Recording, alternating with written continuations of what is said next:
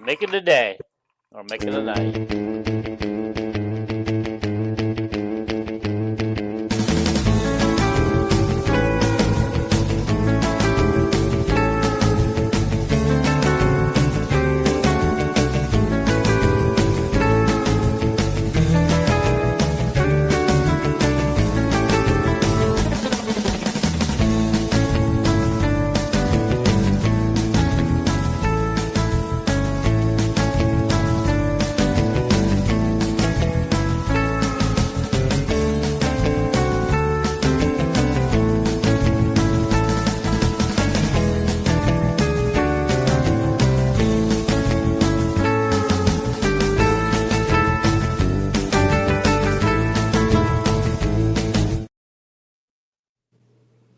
Well, we did have people lined up. It says 0 now. Hi, everybody.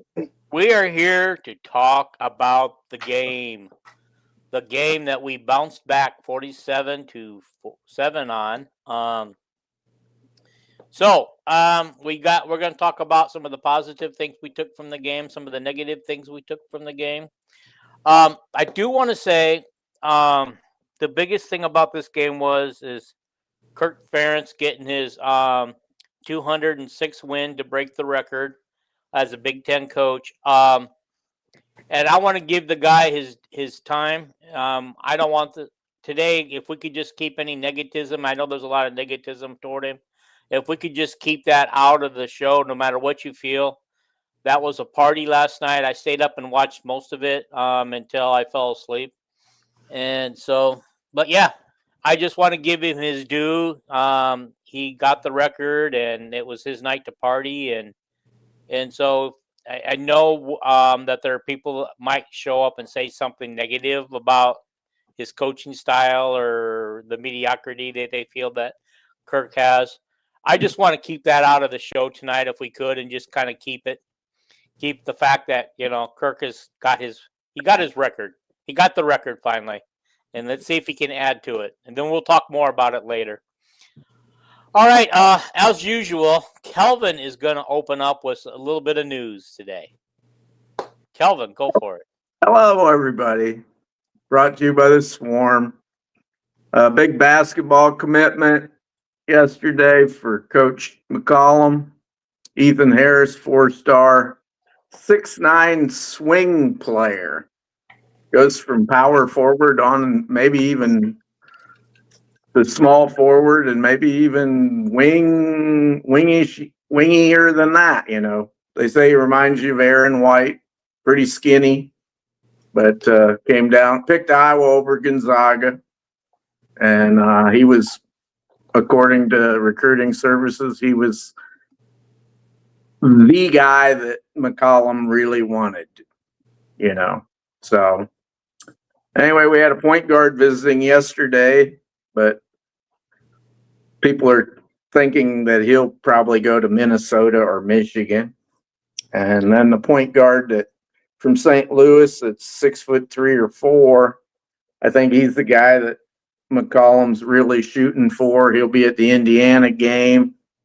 Probably come down to the power Texas Tech and Iowa, but here and he might be an Iowa guy.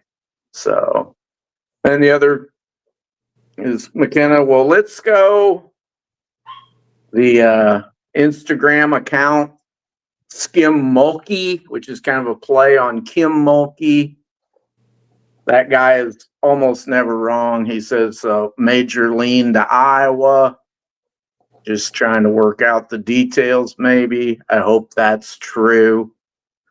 And Stravesky had a really good visit at Oregon. She's a big post player from California. Some guys say, why do we want another big gal? Well, Jan and Lisa always have 3 big posts on their team. And they really come in handy when you play South Carolina, LSU in the Final Four, when your other 2 post players get in foul trouble. So Gigi Battle was supposed to visit yesterday, but she canceled it. Supposedly had a really good visit to North Carolina State. She's an off guard, and probably North Carolina State or Indiana are supposedly the leaders there. And I think that's, and then we have a visitor for the Indiana game who's a really good running back, 5'11", 215 pounds, who's committed to Cincinnati. I watched his tape today, and he's a powerful, fast guy, and probably trying to flip him. And I think that's about it. Okay. James Fender says, I told you. He put that right up after you said that we got that guard, that mixed combo forward to commit. I'm assuming that that's what he's meaning, that he must have told us that we get him when he was on the show before. So I don't remember. I think the last time I talked about him on the podcast, I was predicting that I thought he really liked Ben, and I was thinking Iowa in an upset over Gonzaga. But. Okay. All right. Now, before we get to our positives and our negatives, I just want to go over the stats real quick for the game, like I always do. Iowa had 435 yards total offense compared to 119 for the Minutemen. They passed for 234 yards. Finally, I know it was against UMass, guys, but you know what? That's a positive in my eyes because we finally got it going. Because if we couldn't get it going against UMass, there was no way we were going to be able to do it against Rutgers. So this gives me hope. Okay. They had 93 yards passing.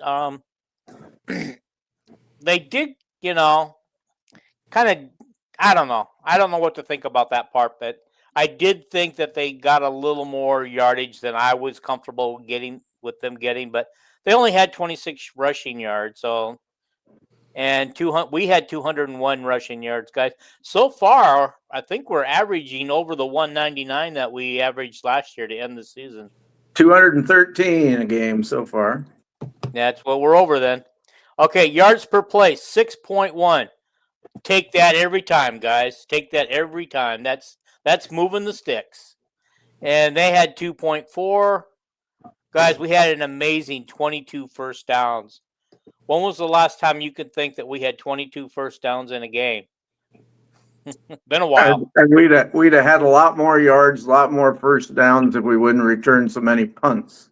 It's the truth. When you return a punt 95 yards for a touchdown, you don't get to possess the ball and move it. And Weechen, what do you have? 3 real good punt returns, maybe? He did. We'll get to that. Yeah. He did. And he was over 200 yards for total all-purpose yards. If he doesn't come out as the offensive player of the week or special teams player of the week, I'd be awful shocked. Okay. Third down efficiency. We held them to 0 for 10 third downs. Wow. That'll win you some football games. That'll win you some football games. Especially when you get 10 out of 16 of your own. They were 0 for 2 on fourth down. Guys, did you think it was crazy that, at the 50-yard line they were going for it? Yeah. I think one of them was in the in their own territory when they did one, but they were 0 for 2 on fourth down. We were 1 for 2. What'd they have to lose, Dean? Yeah, that's true. We missed that last one. I really was hoping. I thought the time and the way we were moving the ball, I thought, man, we're going to score a touchdown and go over 50 points. I'm really excited for this. And then they brought in Brevendal, who did not carry the load. He basically stalled the drive. Okay. Yeah. All right. We had 71 total plays to their 49. They allowed 5 sacks. We allowed 2. They had 7 punts. We had 1 punt. Was it? Is that the only one we had was blocked? I thought.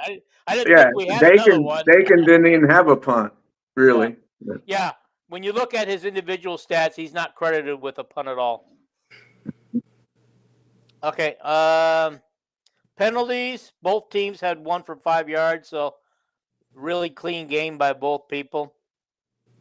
Passing. Gronowski 16 for 24 for 179 and 2 touchdowns. Guys, what's that percentage? 16 out of 24. Can you guys come up with that? 16 out of 24 would be 8 out of 12, which would be like 65%, 66. 75 on the dot. Cool. 8 out of 12?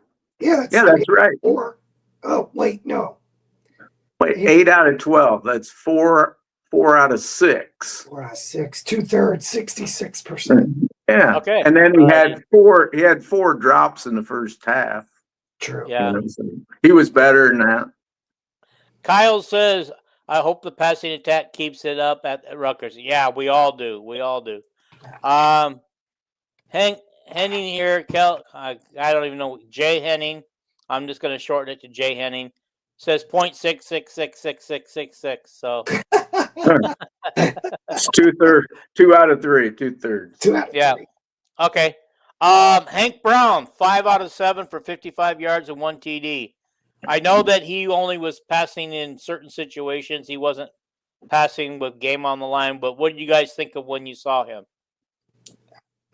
Tremendous. Yeah. Jason's on. What's up, fellas? Paul's the eternal Hawkeyes.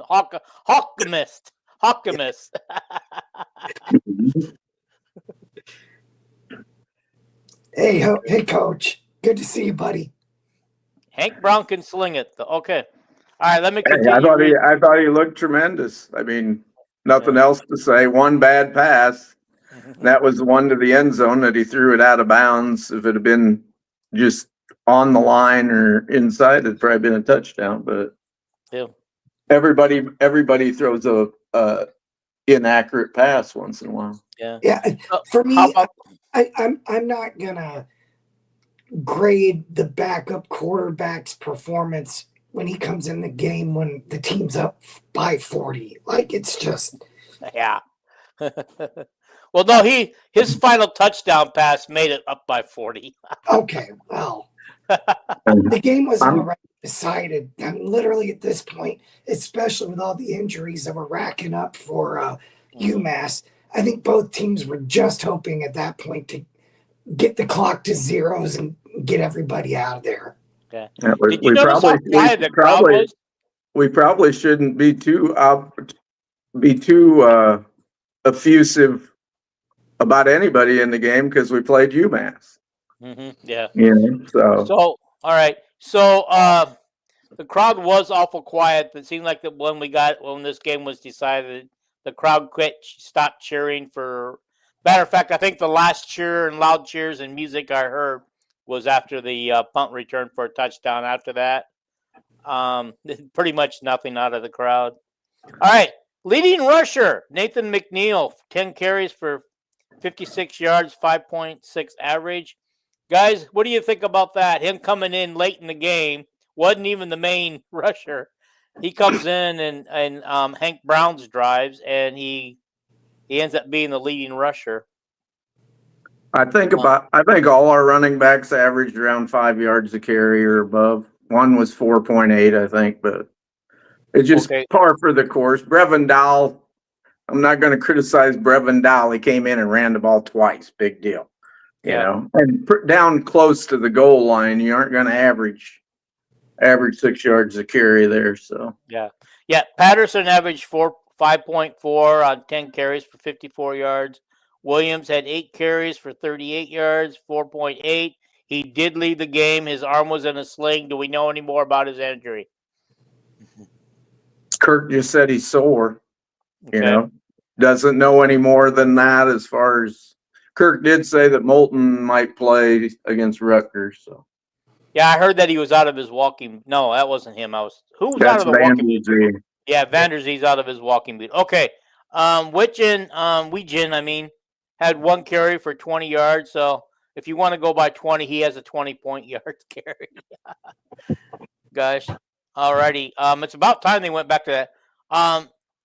TJ Washington Jr. had 3 carries for 18 yards for a 6.0 average. So honestly, it seemed like he wasn't getting the carries, but it seems like he was obviously getting the yardage when they needed it. Well, he obviously Kirk and the coaches had moved the other 2 running backs above him on the depth chart and in usage. Okay. Alrighty. Dang it. Here Hey, Dean, can I point out something? Yes, go for it. You mentioned penalties. The one penalty was Allgaier, a true freshman, moving for 5 yards, but Iowa leads the nation in fewest penalties per game and yardage per game. That's nice. That will also win you a lot of games. Okay, Gronowski was 6 for 12, 2.0 average. I think that 6-12 was though after they took out his sack yardage. That's the way they do it. Yep. Okay. All righty.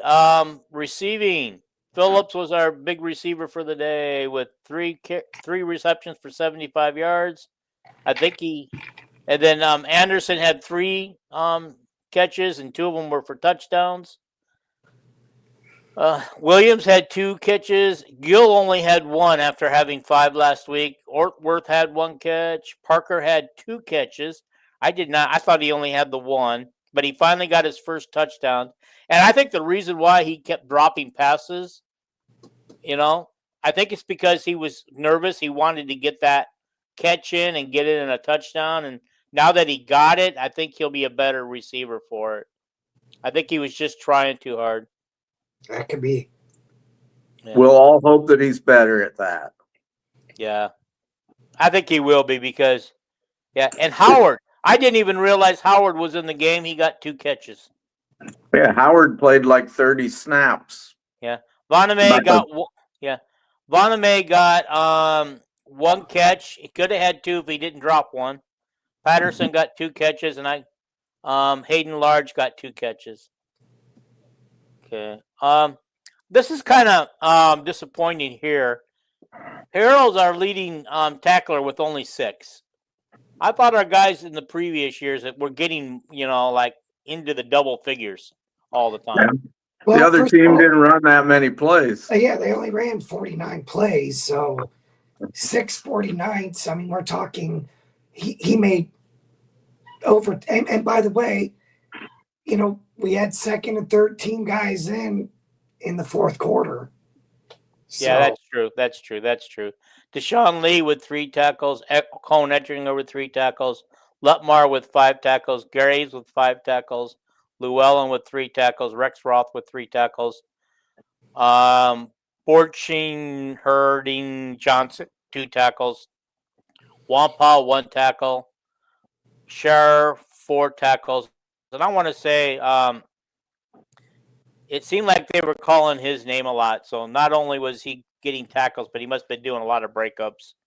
Buffington, 1 tackle, and Herkett, 1 tackle. Okay, guys, that's what I got for the stats. I always like to get those out. I know it's kind of boring to go through those. Well, and you know what? Go back to UMass's quarterback stats. Their passing stats.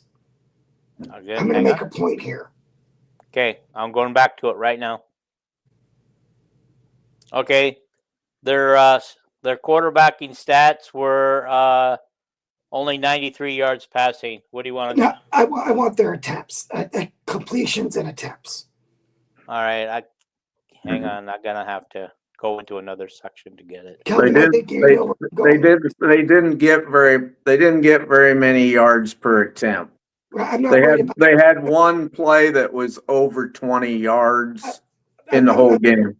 Okay, so their first quarterback, Jordan, had 9 for 14 on 37 yards, and the second quarterback, A.J. Harrison had 4 for 8 for 56 yards.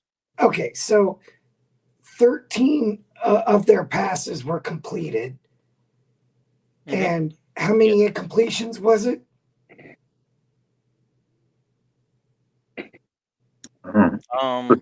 The starting quarterback was 63%, Four, but mostly short. 4, 5, 9 incompletes total. 9. Okay, so 9 incompletions. This is what I was trying to get to. They ran 49 plays, had 9 incompletions. So there was only 40 opportunities to make tackles. Okay. 39 if you count the fact that one of their plays was a touchdown. Yeah, which we gave to them on a silver platter. And then several of their plays were punts. Mm-hmm. By the way, I don't think that was a touchdown pass. I think that quarterback ran it in. He was scrambling and he ran it in. The reason I'm bringing this up, though, is because you said you were a little disappointed that our leading tackler only had 6 tackles. And I'm saying it was 6 tackles out of 36-ish tackleable plays. And we had 5 sacks, which a linebacker normally don't get a sack. But. Right. Yeah. All right.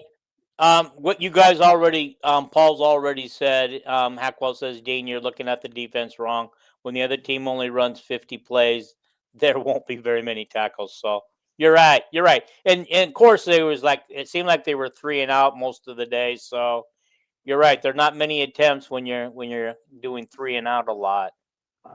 And right. There's no tackles on incomplete passes and things like that. So Correct. You're right.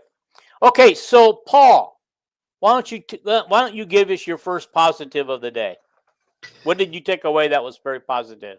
For me, the biggest thing was after they blocked the punt and they scored the touchdown, they had some momentum. And, you let a team kind of hang around and, but the team rebounded right away after they get the block punt, they go down and score, and we just reasserted our dominance right away and just squashed that momentum. Yeah. Mike says Weegan may have broken the golden rule for punt returns, but darn it, it was fun to watch. It was actually, I was I was getting excited. I was starting to jump all over the place and hurting my knees while I was doing it. But all right, Calvin, give me a positive. Well, I was gonna say Wetchin, but we just mentioned him. Go ahead and mention it again. Yeah, he came back. He came back and righted his ship. Which that's what good players do, is they fix things. So great job by Caden Wetchin. So yeah, well, and he kind of got. I mentioned in the group chat that he got frustrated on that 40-yarder where he got tackled from behind. Who knew that on the very next play he was so determined to score a touchdown that he would score a touchdown on the very next punt return that he had. Yeah, that was really good blocking on that jet sweep too. Yeah, that was. I mean, so while I'm looking for this, Mike says that Gronowski has to be the biggest positive, and he said, "Say me, it's just UMass mess. He needed a big game." Absolutely, I agree with you on that. Yeah, I absolutely agree with you. Good comment, Mike. Yeah, because if people who don't understand that we needed to take out our aggression on UMass and get healthy and get our guys to where the point where they feel like that they can do this, because if they didn't do this against UMass, like I said, I just feel like Rutgers would be a mess in itself. Alrighty. So here's my one takeaway. Again, I'm going to mention Weegan again, because it was a nice bounce back game after his horrible game last week, and it's nice to hear him admit twice this week that he had a horrible game. He wasn't running from it. He took ownership, and that's my positive on that one. I know we're getting a lot on him tonight, but, gosh darn, he had some of the most exciting plays in the game. All right. Calvin, give me your next positive. Oh, both quarterbacks. The guy just mentioned Gronk, but Gronk,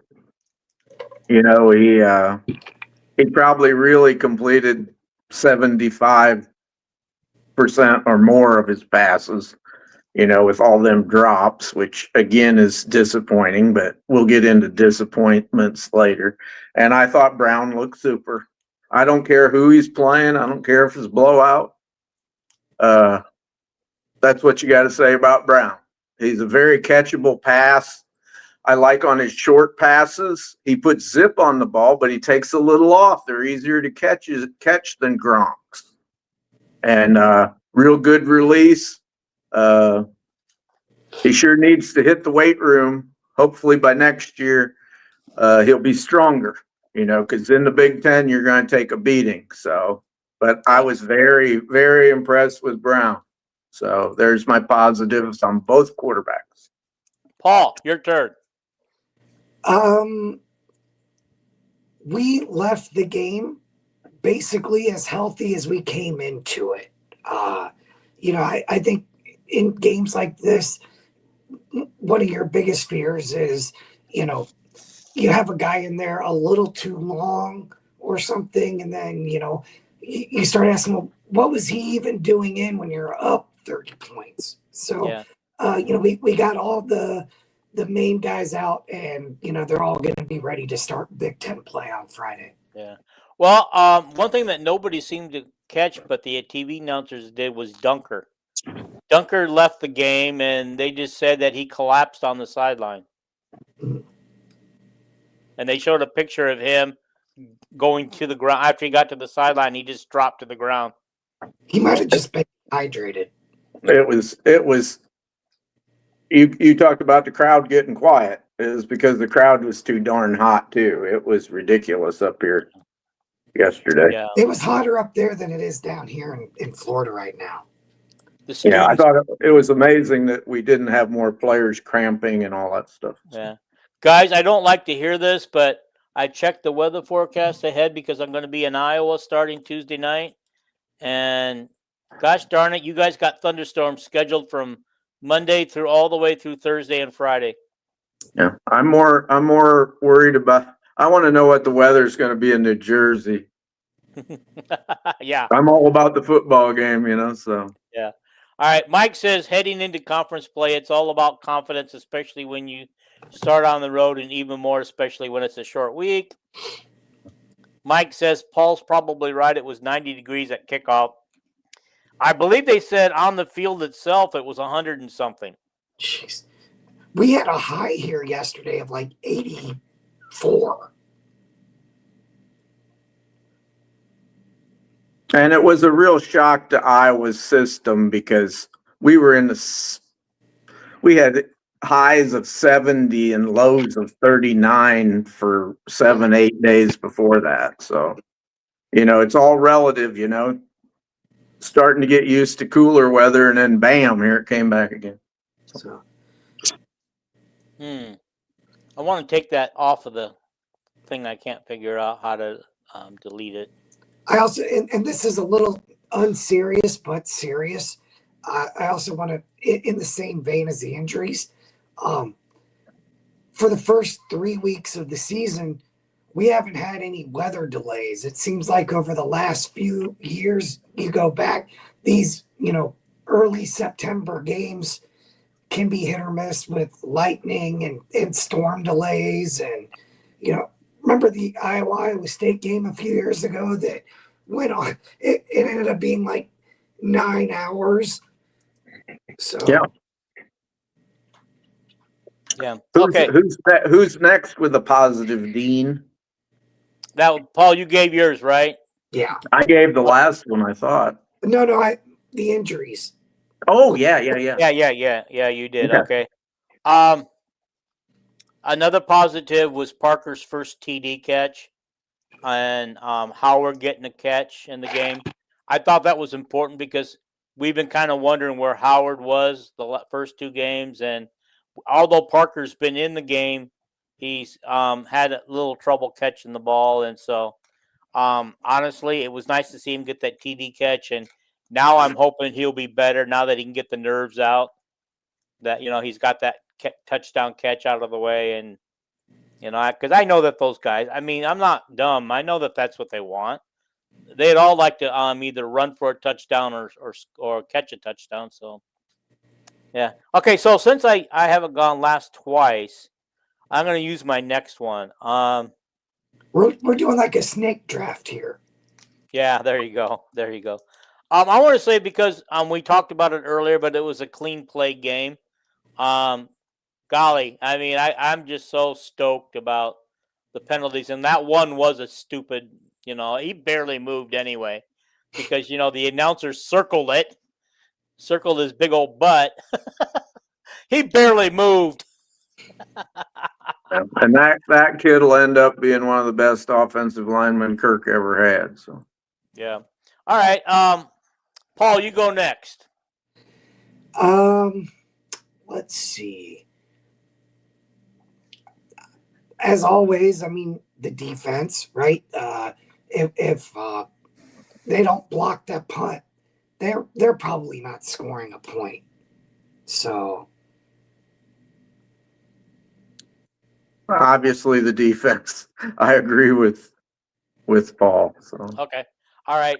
Well, you think about it this year, most of the points the defense have given up are on short fields. Yep. That's how good our scoring defense been this year.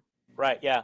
Okay, so Mike says, can't believe you guys haven't mentioned number 206 as your positive yet. It is on the top of my list. I was just saving it for later. I got a list of 13 positives. Give me time. Yeah. And it's not a career of mediocrity. Yeah. You do not break the Big Ten record all time by ever being mediocre. In 26 years, he's averaging 7.85 wins a season. Okay. That's not mediocre. I didn't know that. Okay, so I will take that one for my positive, the 206. But I also want to say positives about it were Lisa Bluter was there. His wife waited for him in the tunnel with his 2 daughters and granddaughter. I think it was a granddaughter. They said grandchildren, but I saw one. He bent down and hugged one. So his 2 daughters were there, and he did mention that the 3 boys were working. Obviously, they're all working in football somewhere. The only one I know for sure is Brian at Fresno State. So, well, James is with the New York Giants, and I think Steve might be there too. Oh, okay. Okay. All right. I hate it when people call us mediocre. 5-7 is mediocre. 7 to 9 wins is a season. Okay, Mike. All right. I believe you and Calvin are seeing eye to eye on this one, so that's good news. Mike's been full of great comments tonight.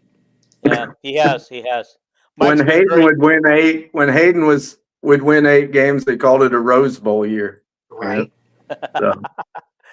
Yeah, but he only had to play 11 games too. Okay, so 8 wins was better in Hayden Fry's years than it is in Kirk's year. Well, in some crazy fan's mind, yes. So, okay. All right, Paul, do you have another positive you want to talk about? I would say, especially that opening drive, was really a positive because with the slow starts that we had the first 2 weeks, to come out, throw the ball down the field, score a touchdown, we set the tone from the first possession of the game of what this was going to be. Oh yeah, I was so excited. And were either one of you disappointed after the first 3 drives resulted in 3 touchdowns?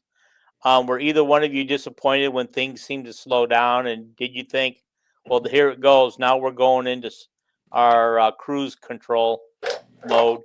Well, that's to be expected, Yeah, but here's the thing I really liked. I thought after we got up, I think it was 40 something. I thought, oh, we'll probably go on cruise control now for this last drive, and we didn't really.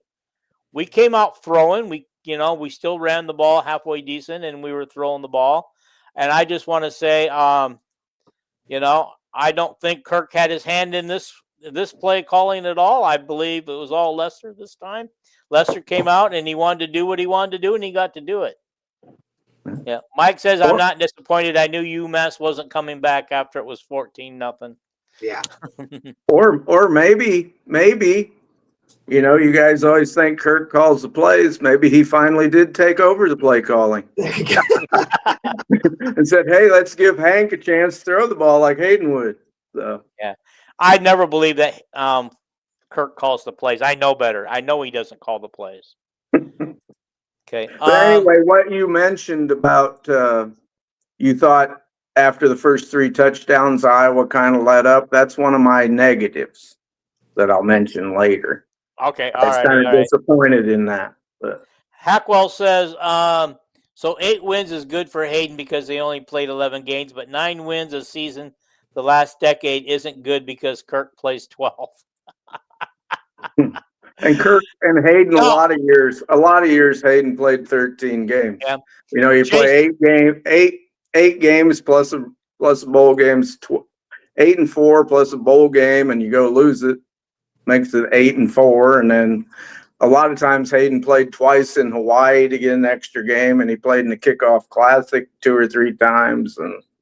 But adding 1 game a season on average, you're correct. Yeah.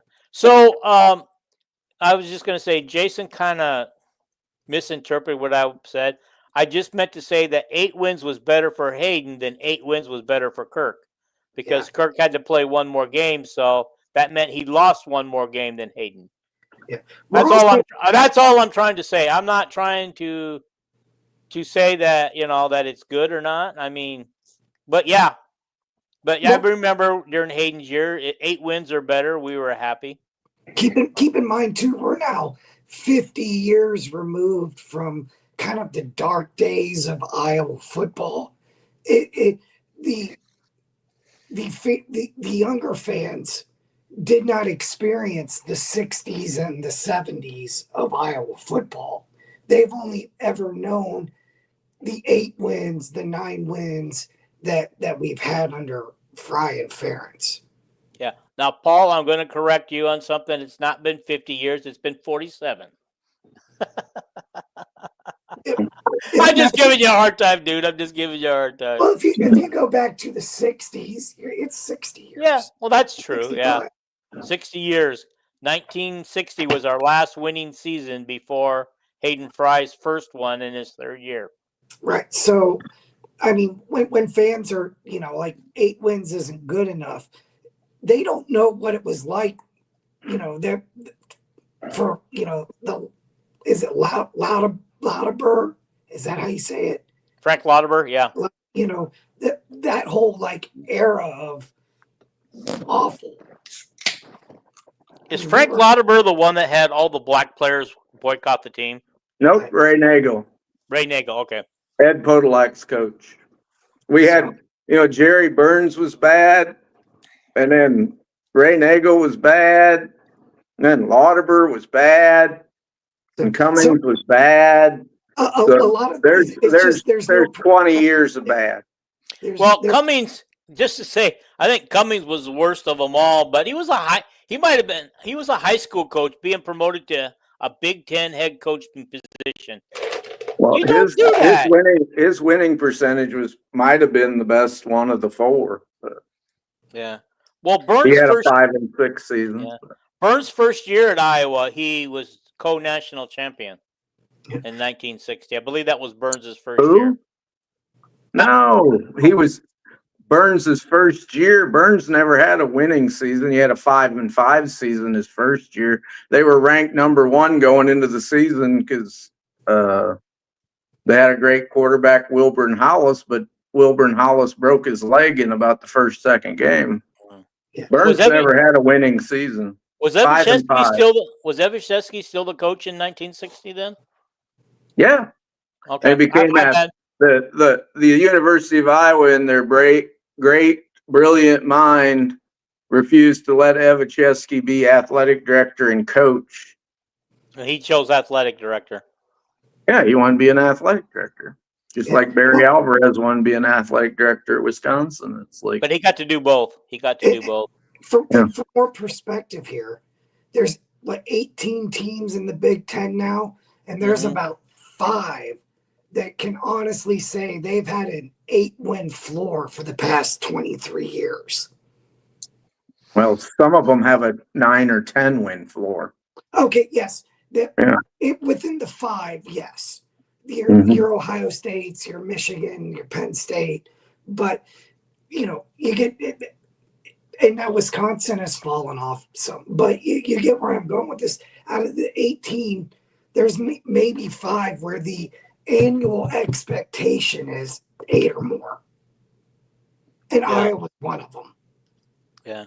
One thing, I'm going to read this one from Mike here again. Then Jerry Burns went on to yell at Minnesota media about Snooker being his OC.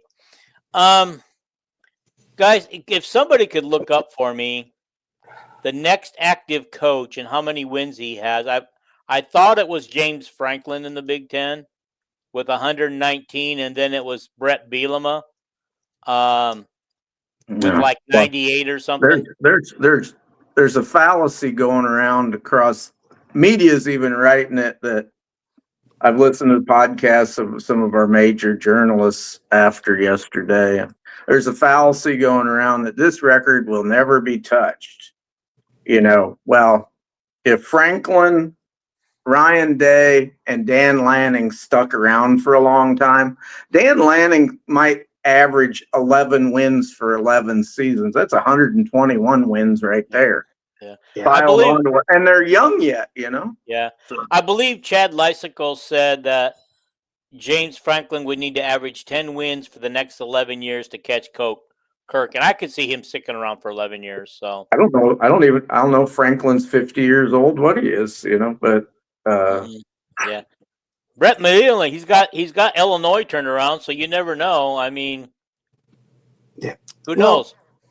There's rumblings always coming out at not so happy valley with Franklin because he hasn't been able to win. I think it still might be true. I'm not sure he has a win against a ranked team on the road. I don't know. Franklin, you're saying? Franklin's the least out of those 3 coaches I named. He's the one that I wouldn't expect to be around that long.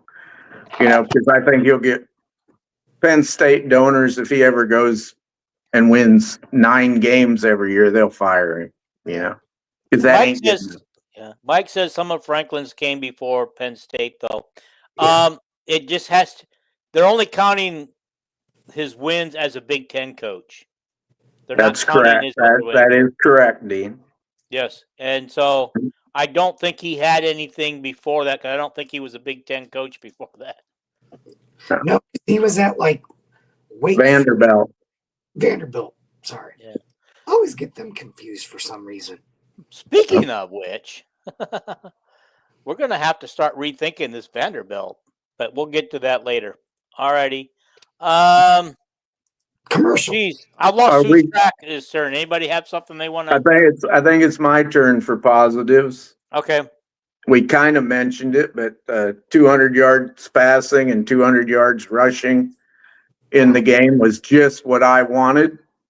We had 120 yards. We had 120 yards passing in the first quarter. Yeah.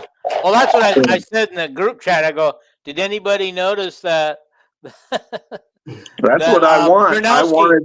I wanted the team to execute a normal Kirk Ferentz, what he wants to do. He wants 50-50, and that was perfect. Yeah.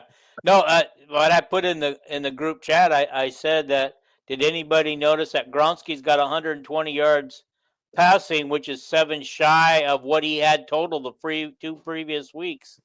Mhm. With drops. With Yeah. drops, yeah. Yep.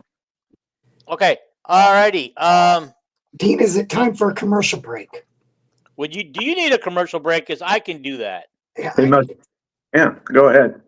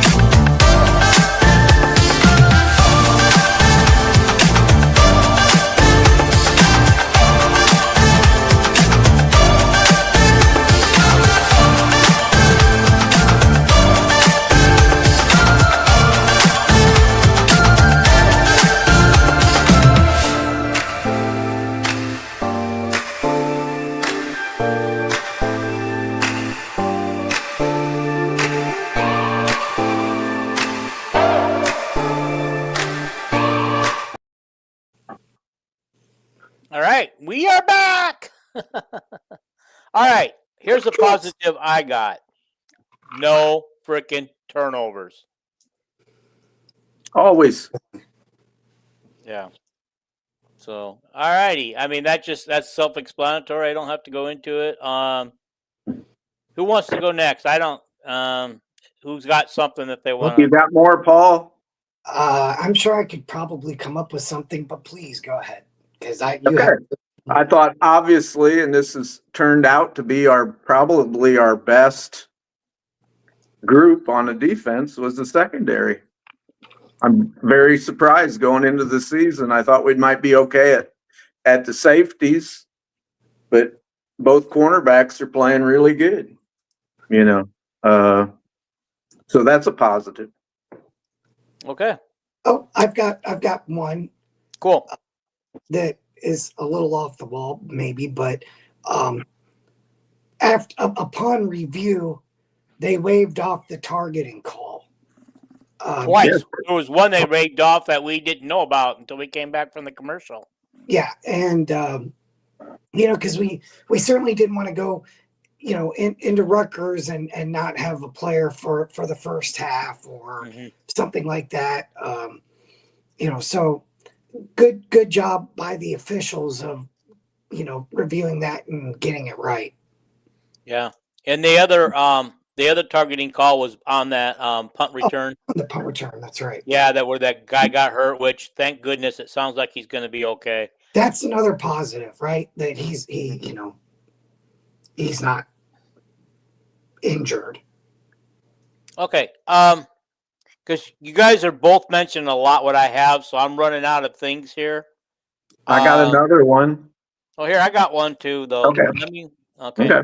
I like the positive is that we held these guys to 119 yards total offense. You can if you can hold like Rutgers to that would be fantastic. I don't think we will, but I would feel good about our chances because like I will say this on our Thursday night preview show, but right now with the way things were, Rutgers to me is the most important game of the season so far because we've got to get that game to move on and show us where we're at. But I'll bring that up later. But yeah. Kirk agrees with you, Dean. Kirk agrees with you because the game that's upcoming is always the most important game. So. Yep. And after we beat Rutgers, then Indiana will be very important. Homecoming game. We don't want to lose homecoming. No. Yeah, Mike. I was just told that. They another positive, which I think is a big one, is I wasn't totally enthralled with the way we played, but the big positive coming out is Kirk's teams get better as the season goes. Every year. Every year. I mean, it's every year. Which is why we have that's great that's a positive we got to look forward to. Yeah, which is why we do great every year in November.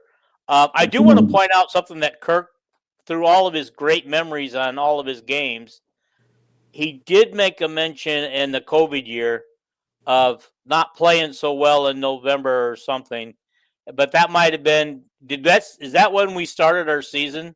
Because we had those 2 losses to Northwestern and Purdue. Because he said we didn't play well in November that year. I don't know. Wouldn't have Because thought we'd our have waited season till actually went into November. I think we started in November and our season went into Mhm. December. We only played 8 games. Yeah, we had Michigan backed out because of COVID. We were supposed to play 9. Yes. And then of course the bowl game got canceled. Yeah. Yeah, don't get me started on Missouri because I think they did that intentionally. Anyhow. All right. Okay, who's got another positive they want to talk about? This is kind of fun. Okay. So we didn't need to, but we threw some exotics out there. We threw some kind of specialty plays out there. And I think it's solely for the purpose of putting it on tape for Rutgers to give them extra stuff to have to acknowledge or prepare for on a short week. Mm-hmm. Cool. And did you notice no slow mesh, Paul? Yes. Paul was It was like weird. he wanted that slow mesh. I'm gonna guess maybe they'll pay a little more attention to the Iowa State tape than they will this tape anyway. But again, you know, if there's time worrying about us running, you know, exotic plays of any kind, then that's a win for us. I think watching Indiana play, their defense is very fast and like to strike at you. I would predict the slow mesh will return in that Indiana homecoming game. There you go. There you go. Jason and I talked about this in our pregame show, and I don't think I'll be able to do a pregame show this week, but I definitely can't do a pregame show this week. I won't even get to watch the game, guys. This is gonna be hard for me. But anyhow, we talked about how we're supposed to have this Shanahan offense that is supposed to look up like Green Bay's. We talked about how at least in the first 2 weeks, it didn't look anything like a Green Bay offense because I finally got to watch Green Bay in their game this week, and and as good as they looked, I did not see what I thought Iowa was doing. But do you either one of you think that we did more with the passing game working better this week, that it looked more like the Shanahan offense? I think the offense is going to look different every week because we actually have an offensive coordinator that game plans and then adjusts in the second half. And I'm not sure that we've really had that for a few years. Mm-hmm. I think what we actually have is not the Green Bay offense. He calls it that because he worked at Green Bay at last. I think it's more the 49er offense, more based on running the ball with 2 tight ends and stuff like that. And I don't think we've seen the offense yet until Tim hopefully gets that quarterback that is experienced in his offense. I think next year with Brown around and Hecklinski around, you'll probably see more of what the offense really looks like. Yeah. Is what my prediction. But. Yeah. Okay. Mark is correcting me. We didn't start in November. We started in October. That's what I thought. Western game didn't make him happy. However, but we all know that anybody who's watched, we did start 0-2 with losses to Purdue and Northwestern. Isn't that kind of crazy? Both those teams at that time were giving us fits all the time, and we had to play them back to back. Yeah.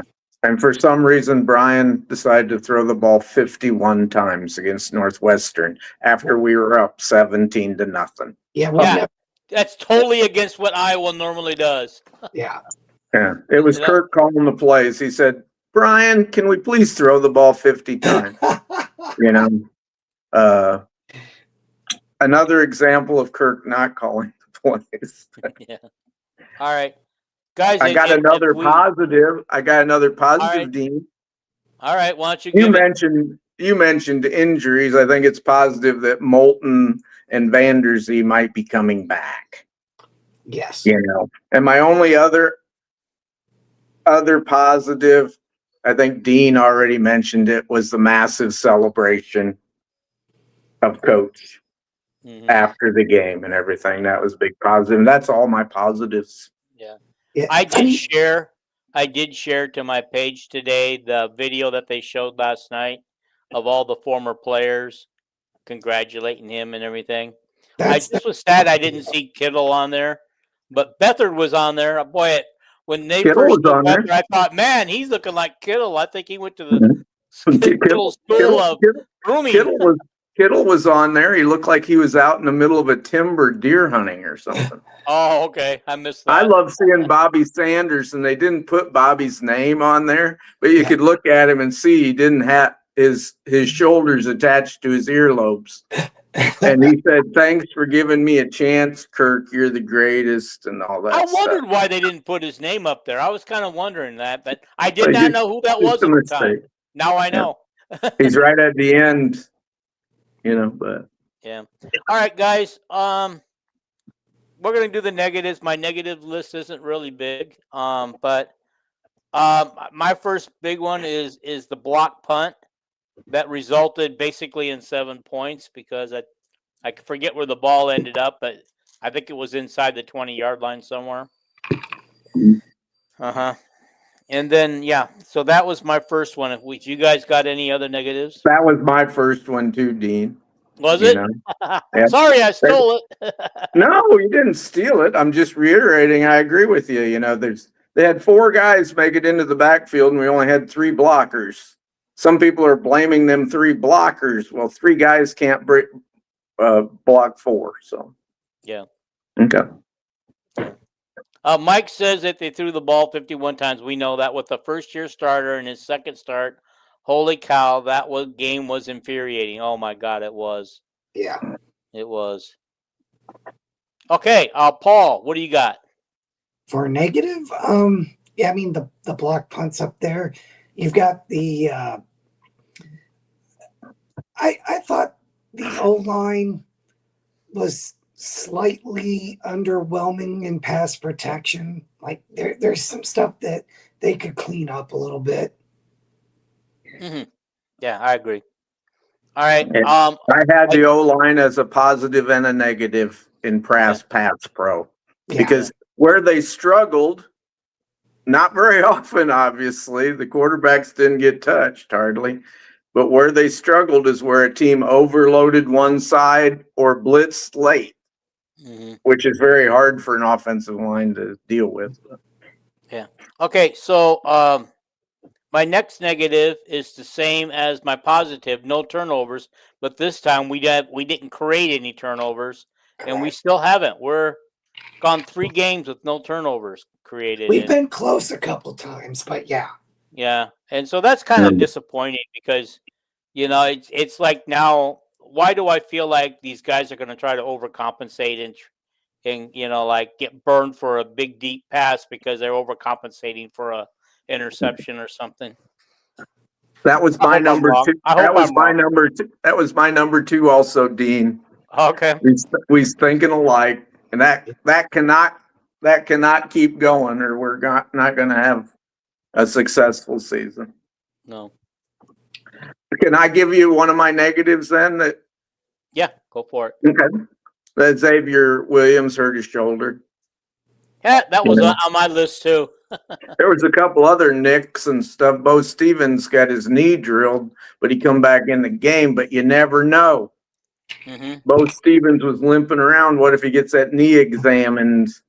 And they find out he tore an Achilles. It finds out that he's got to sit out and let that knee get stabilized again or something. But the Xavier Williams injury was a negative. But.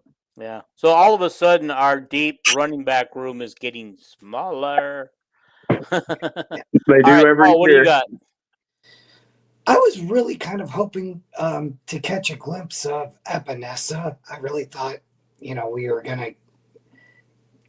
He was out there, wasn't he? Right I at saw the the end. side, huh? Right at the end, yeah. Right Okay. at the end, he played like one or two snaps right at the end. I seen him 87 or 97, whatever his number is. Yeah. I was a little loopy at that point. I was pretty exhausted, so I missed it. Yeah.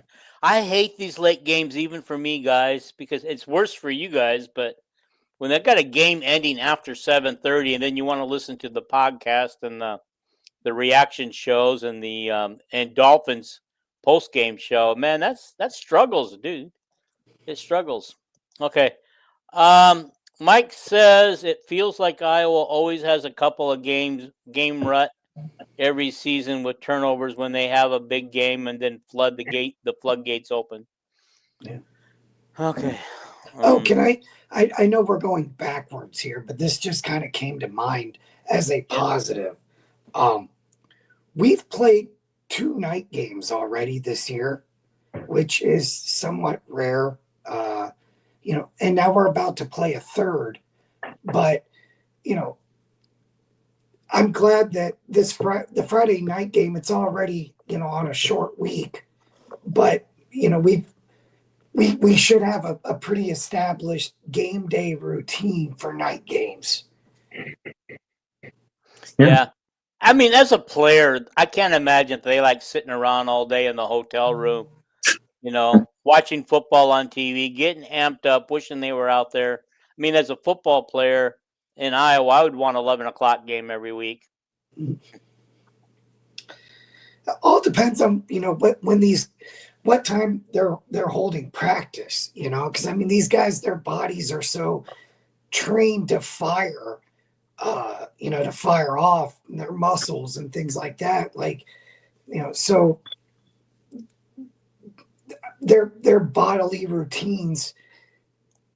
I'm sure right now, they're ready to fire at 7 o'clock at night versus 11 o'clock in the morning. Mm-hmm. Yeah. All right. Mike says, plus your only non-night game had a night game feel to it with how big it was. Guys, let's back up to the Iowa State game for a minute. I'm sure that you guys kept an eye on it. I watched it for a while until the Iowa game started. The Iowa State game against Arkansas State, and Arkansas State trailed, but they were in a position to win the game until they threw an interception.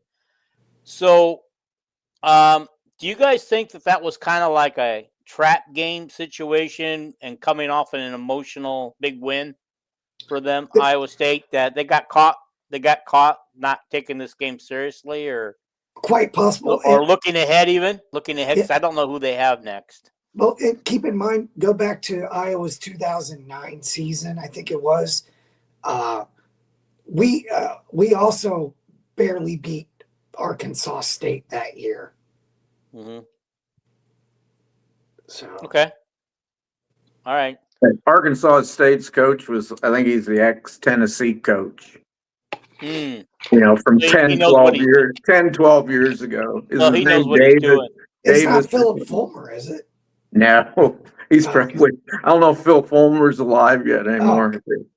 He looked too much like Brett Bielema to live a long life. But the game was at Arkansas State, and Mike feels it was 100% a trap game. Here's the deal. This is why you'll never see Kirk take the team on the road to a team like Arkansas State.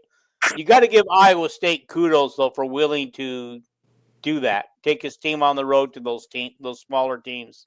Well, in 2002, we went to Miami of Ohio and damn near lost there.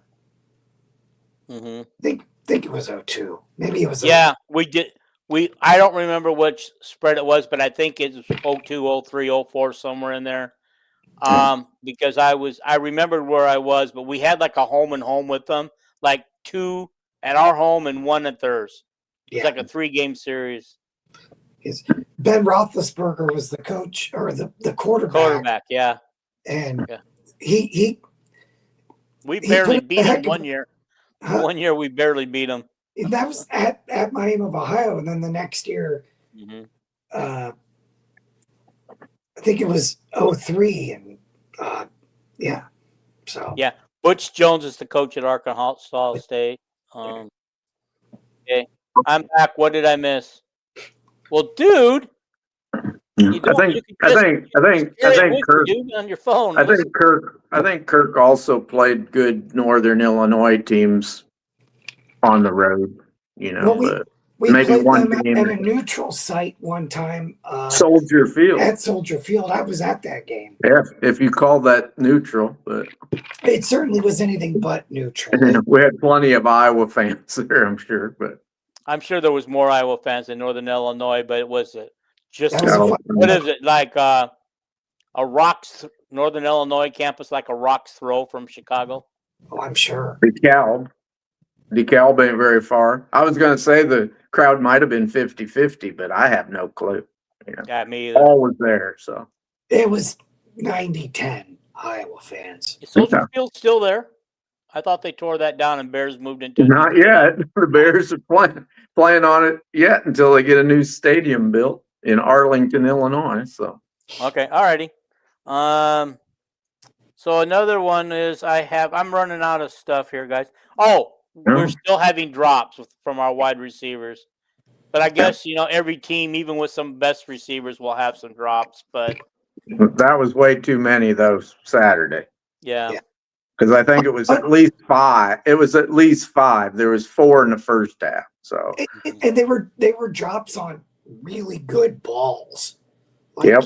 You can't have these things, hit you in the chest. Like, you have to catch those balls. One of those drops, he had it in his hand, but he was turning as he was catching it like he was ready for a big run. Somebody teach these guys to secure it, then run. yeah, it didn't look like bad catching technique. Both hands. It's like Vanami when he dropped his. Of course, every time a kid makes a mistake, these fans on these message boards, they throw him under the bus. And I said, well, from what I heard, that might be Vanami's first drop in his life. He's noted for never dropping a pass, but he did in a game. So, Boy, anyway. I'll tell you what, Kelvin, Mike's going to give you a run for your money on information. The 2013 Iowa team opened against a Northern Illinois team who was in the midst of back-to-back 12-2 seasons. Good job, Mike. I remember losing to Northern Illinois with Rudock at home. Yeah. The game is going into overtime, and Rudock decides to throw a pass into the flat without looking for a pick six, and Northern Illinois wins the game. I think one of those 12-2 seasons that Northern Illinois had, I think they beat FSU in a bowl game. Yep. And it was they had a Heisman contender at quarterback. Yeah. So. All right.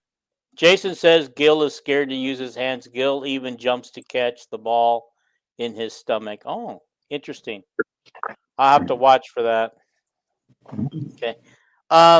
Another negative I had was I put down Stevens struggled, but he didn't really. He hit 2 out of 3, and the one that he missed was actually he got it, but because it didn't go in between the poles. I mean, it was in between the poles, but over the top, they wouldn't allow it.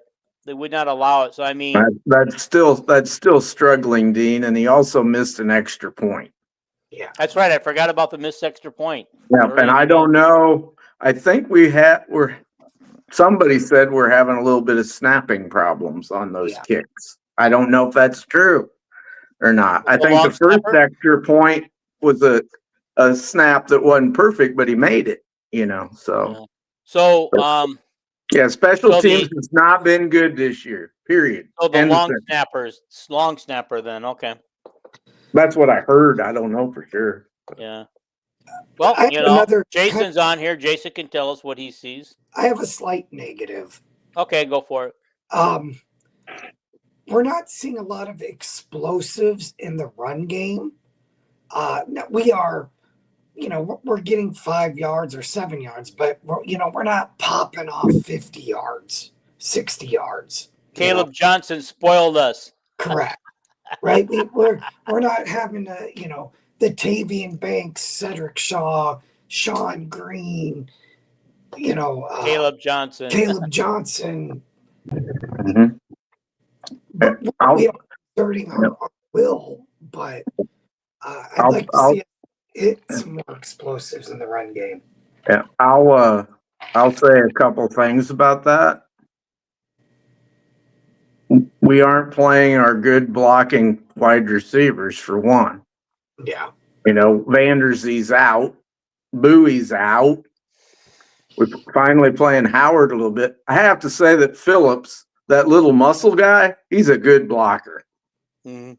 But the other ones, They don't I block. thought Gill was a pretty good blocker this year, and he's been bad.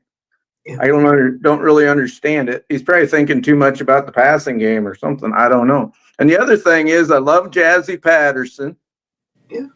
But that guy leans ahead so far and guns so. There's been runs where he's like 8 yards down the field and he just falls on his face because he's going forward too much. Relax a little bit when you're 7, 8 yards down the field, and he's going to go a lot further. But yeah, okay. Anyway. Mike says the 2012 game was at Soldier Field game, and we won 18-17. But Iowa went on to have a 4-8 record that season. And as everybody knows, that was our last losing season to date. And the one losing season we've had since 2000? No, we had a 6-6 season where Kirk wouldn't let us go to a bowl game. Right. And we had a 6-7 season too. Jake Christensen, I think, was the quarterback. But was that 6-6 season? Was that the year that we moved was either the Iowa State game to the end of the year and lost it, or that was the Western Michigan game? I think that 6-6 season, I think we lost. The quarterback was terrible. We played Minnesota, and then the last game, for some reason, we played like Central or Western Michigan. And we lost it. And it wasn't even that close of a game. I think it was like 18-6 or something. I don't remember, but I'll tell you. I have it right here in front of me. Can I give a negative while you're looking something up, Dean? Yes, please do.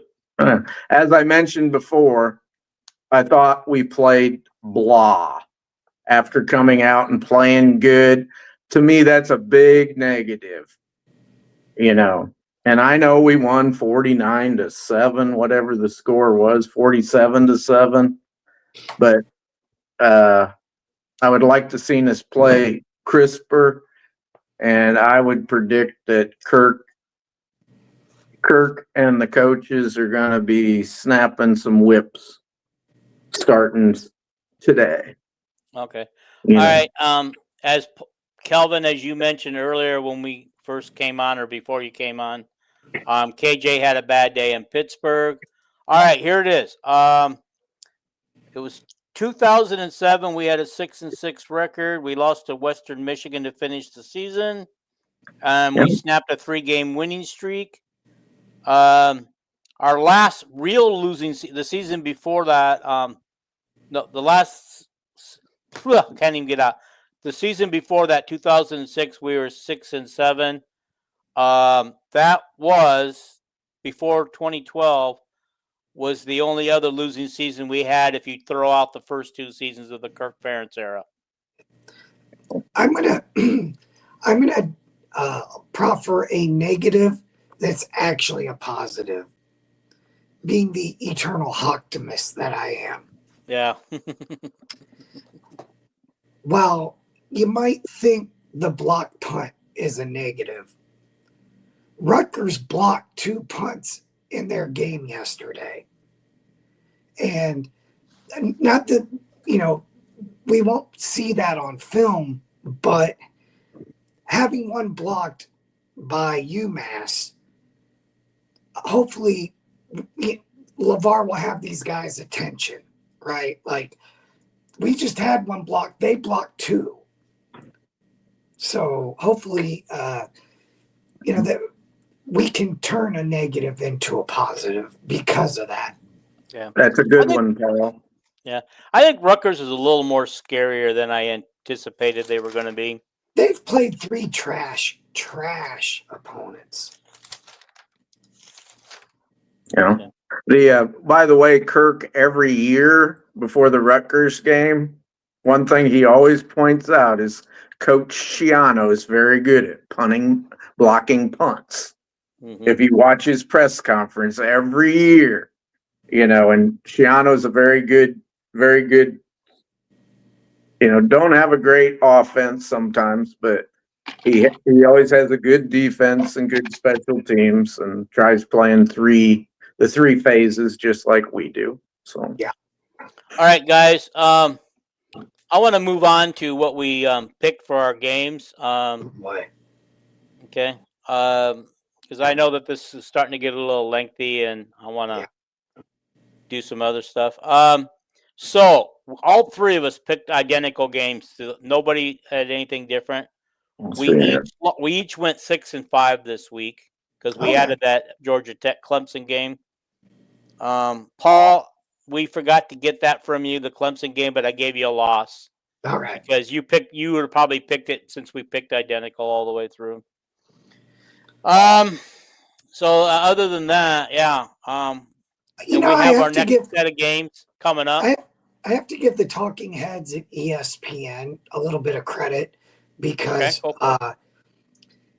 I think I heard on 2 or 3 shows, College Football Live and whatever, a lot of them had Clemson on upset alert.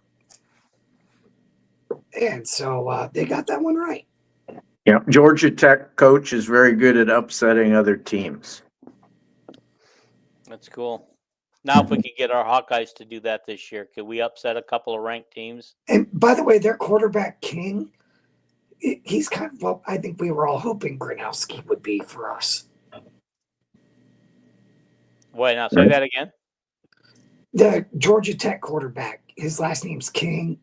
I think he's kind of what we're hoping Gronowski can be for Iowa. Okay, yeah.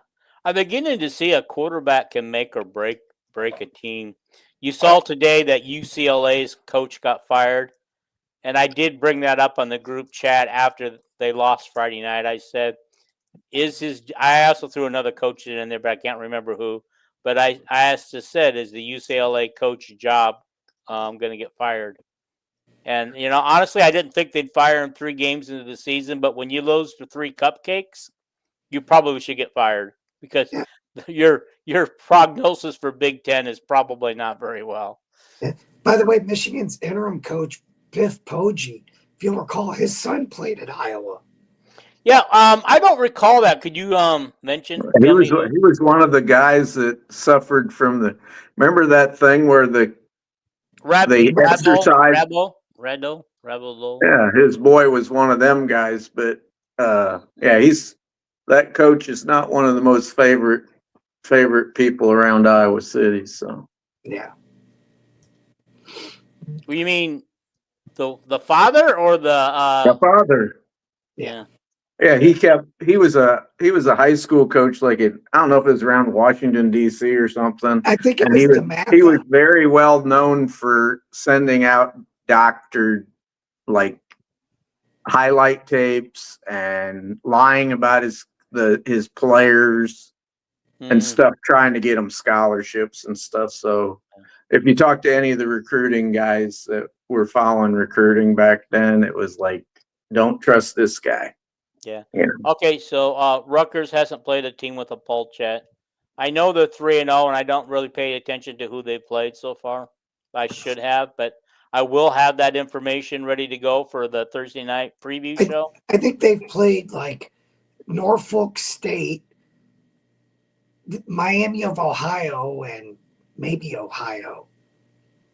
Ohio played Ohio State yesterday. Right, but I think they played Ohio in week 2. Okay, all right. And the quarterback you guys were talking about before is Haynes King. Yes. Okay. Calcamanis is completing 75% of his passes. He has ex-Minnesota Gopher quarterback. For Rutgers? Yes. Yeah. And he is the quarterback that was at Minnesota on the Cooper DeJean punt. Mm-hmm. I seen somebody commented that Calcamanis has never beaten Iowa, but if you call that a victory, I guess he did. That's not a victory for Minnesota, and they know it. Well, it is on the record, but I don't. Mike says you're right, Paul. Ohio, Miami of Ohio, and Norfolk State. Bam. Paul's always right. You don't have to look up Paul's stuff. I'm the only guy That's that like gets a- stuff that's wrong on like- this show. That's why you I guys am- are here. I'm totally insulted by that. Okay. All right. So, all right, guys, we'll talk about Rutgers on Thursday night. I will be in Iowa, so hopefully I don't get my mind messed up and try to go on at 5:00 Iowa time. Hey, Dean. Yeah. Dean, can I mention one negative that Kirk mentioned Yes, go for it. in his press conference that didn't happen till like 11:30 Iowa time? He was disappointed, and he mentioned Norm Parker. He was disappointed that our rush ends when they rush the quarterback. We're not sealing the outside, not letting the quarterback get To the edge. You don't want the quarterback to escape the pocket. No, You there know, was a lot and of he was time. pretty much talking about our best defensive end, who Ellen was doing a few times did his spin move to the inside and ended up over in front of the center. So the quarterback just, took off running to the right, and that was. Well, it just seemed like that was a negative. pretty. Yeah, it What? seemed like he was a pretty decent running quarterback because it seems like we couldn't get to him all game, and every time I thought we had him down, he just kept running around and getting out of trouble. That's how he scored the one touchdown. Does anybody remember how we were chasing him, and we basically chased him right into the end zone? Did anybody remember how long Gronowski's touchdown run was? I mean, was it 13 yards? It was 13 yards. It was 13 yards. Okay. Yeah, That was a one nice I run. remember. Yeah.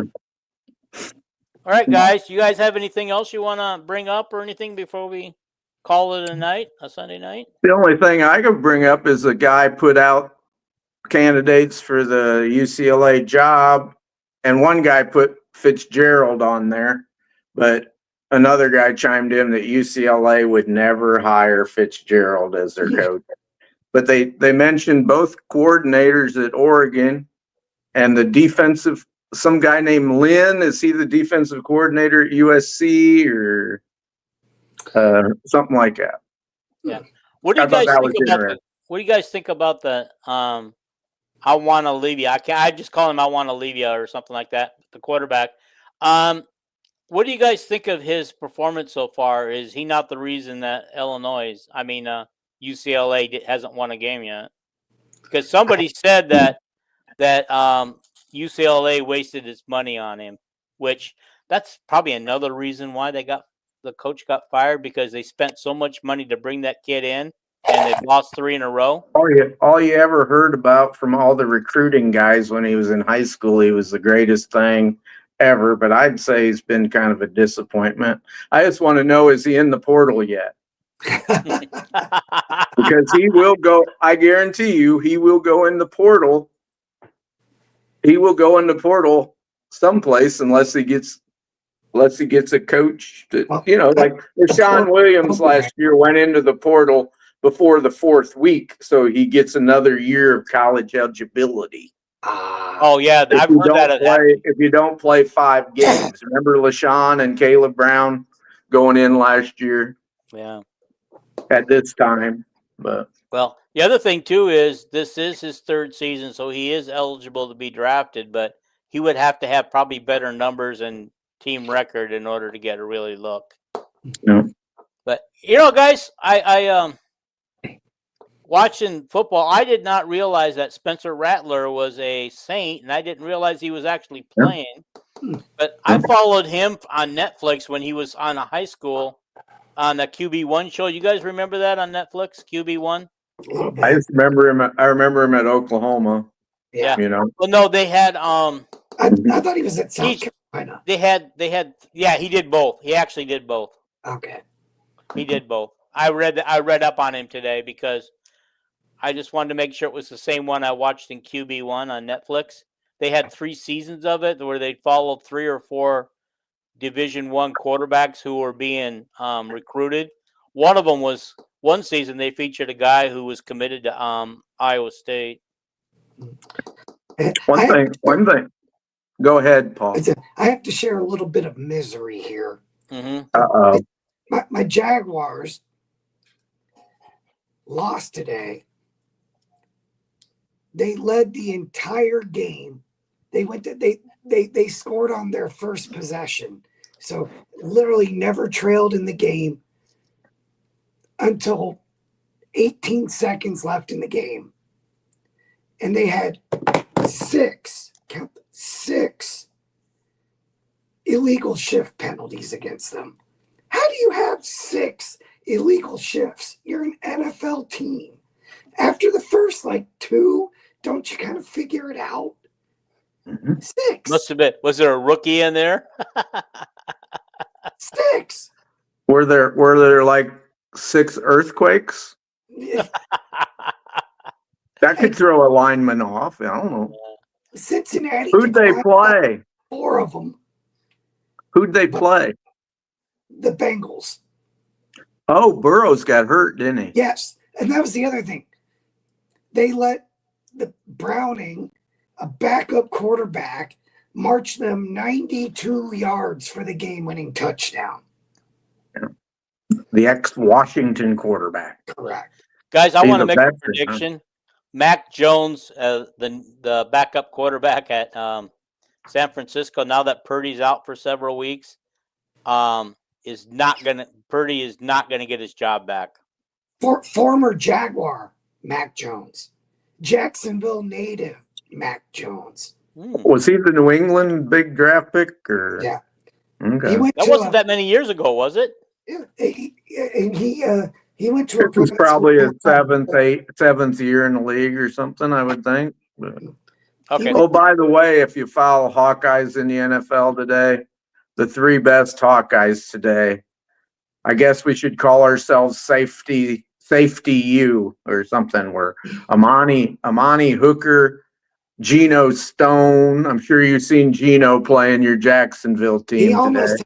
had a pick. What? He almost had an interception. Geno Stone was on that video last night. He sure can tackle. A 2-star from Pennsylvania. Yeah. Came to Iowa. And then, of believe course, the third one Stoner was... still playing in the NFL where an average life of an NFL player is 5 years. Who is that? I said Hooker and Stone still playing in the they're NFL where fairly- an average life is 5 years. Hooker's probably been playing since 19, maybe. In that range, yeah. And maybe 20. I'm not sure. And Stone's younger than that. Stone just got his first real contract. I know. You know. Hooker started out with the Broncos. Yeah, Hooker was the safety. Stone was drafted by the Baltimore Ravens. Yeah. Well, then he got switched to the Ravens couldn't afford, when this is his 2nd year with the Bengals, the Ravens couldn't afford to pay him, a very highly rated safety, in his 3rd year with the Ravens, and he signed with the Bengals because all them teams can't pay everybody. Yeah. You know? By the way, the 3rd safety was, of course, Cooper. Had a good game. Coop. They do not throw at Coop. I hope his brother ends up at Iowa. He will.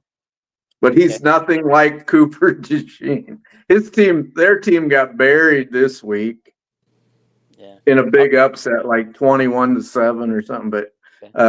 But Jax DeJean is like 6'5". He's a tight end. He's not near as fast as Coop because he's so big. Yeah. You know. Well, let me read these. Okay. Jason says It's on the OC. He has zero clue how to use Nico. That's on the UCLA guy. Mike says, after throwing 3 picks, I know he had a chance to tie up a game and threw a pick to end the game a couple of weeks ago. Hooker just got a 3-year extension earlier this year. Yep. And OJ Moody went to the Broncos in Stone's draft. Okay. That's who I was thinking of. I got them all mixed up. Riley Moss went to the Broncos too. I don't know if he's still with them. Who? Riley Moss. Yeah, he got picked on today. I thought he was in He Kansas City. he got a lot of tackles though. I thought Riley Moss was in Kansas City. Denver. Yeah, I kind of doubt if the Broncos re-sign him because he'll be up for a contract this year. Free agent, buddy. Okay, he's a free agent after this year. Yeah. All right, And then, guys, let's go ahead and call it a night. Sounds good. I'm getting really tired because, Paul, you don't know this, but I've been up since about 2:30 this morning because I couldn't sleep. Oh, Jesus. I didn't go to bed till 2:30. Yeah. Well, I 2:30 didn't. I your got time up was at 10. midnight, and it was 4 in the morning your time when I was at 2. So, Mhm. all right, guys. I wanted thank to you watch. for watching. I wanted to watch all the news conferences and all the coverage afterwards. Yeah. And I We can't will always- sleep anyway after I've had these cancer treatments. So Yeah. that's my final excuse. note, Mike says we will always have the year that Moss flew up at Iowa. All right, guys, let's get out of here. All right. Guys, thanks for watching, everybody. Hit the subscription button. Please hit the like button for content. Share it, and you can go ahead and leave a comment. I come back and get them all. I always do, and I always comment back.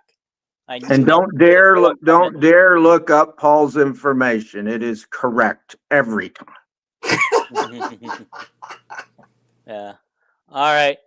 Guys, Kelvin, thank you. Paul, the eternal Hawkeyist. Thanks for it, and I'll see you guys on Thursday night. See you guys. Go Hawks.